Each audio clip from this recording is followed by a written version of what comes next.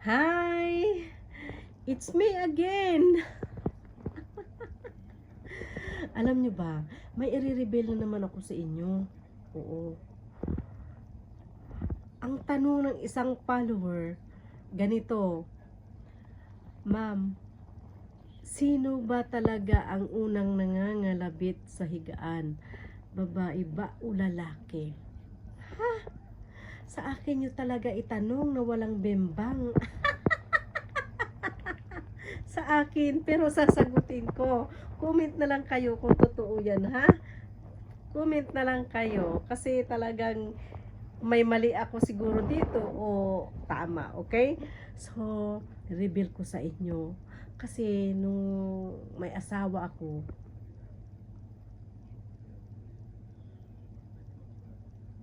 talaga ang nangangalabit sa asawa ko kasi pogi yung asawa ko kaso lang nga namatay siya. Oo. Ngayon, ako talaga ang nangangalabit.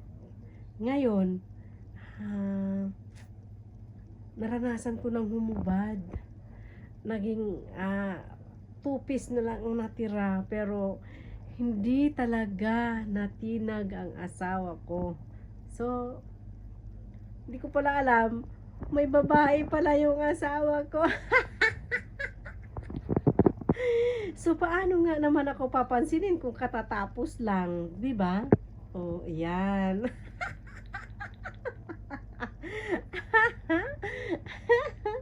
Oh, kayo, agree ba kayo?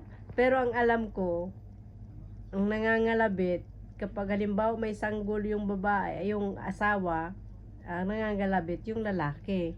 Pero minsan din,